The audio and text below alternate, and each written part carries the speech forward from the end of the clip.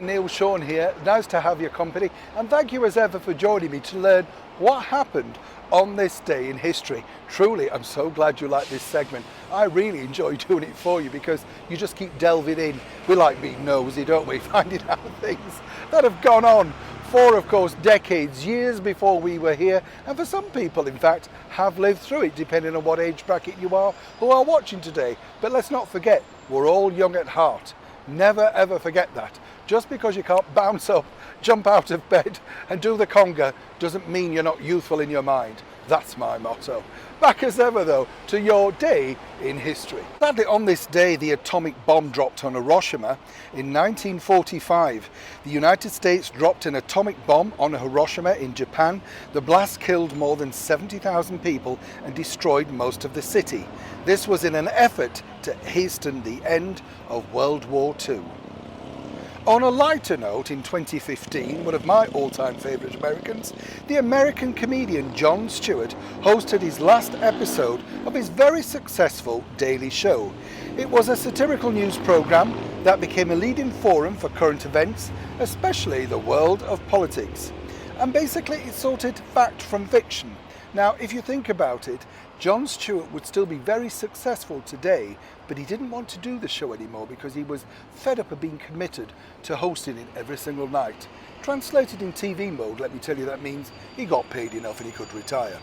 On this day, 1965, 57 years ago, the US President Lyndon B. Johnson signed the Voting Rights Act, which sought to overcome legal barriers at the state and local levels that prevented African Americans from exercising their right to vote.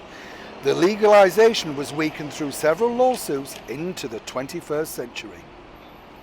And an also strange one when you think about it, way back in 1962, after 300 years of British rule, Jamaica became an independent country within the Commonwealth of the Nations.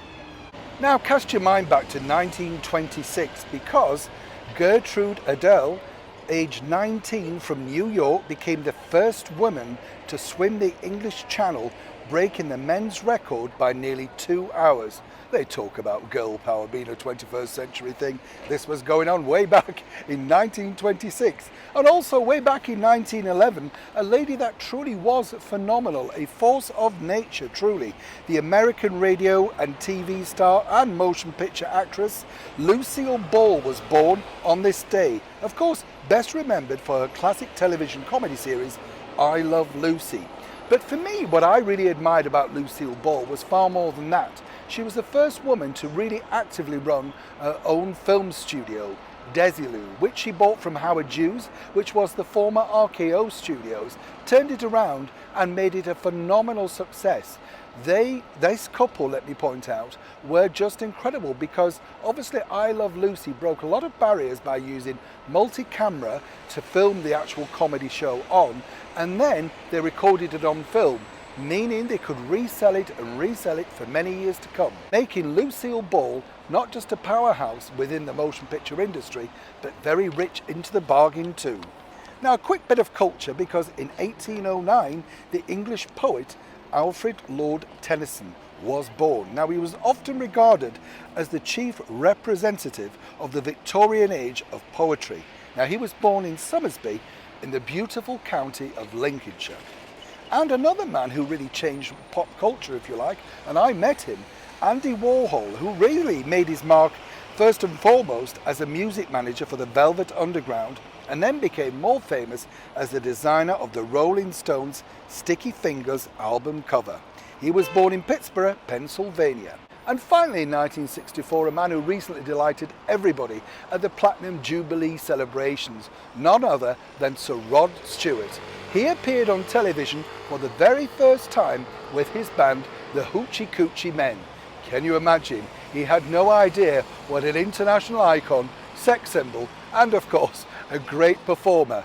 And like Rod often says, do you think I'm sexy? I love Rod Stewart. Your roundup for this date on August the 6th, in this day in history. Now, how many of those do you remember? I'll see you bright and early tomorrow. Neil Sean in the very heart of London.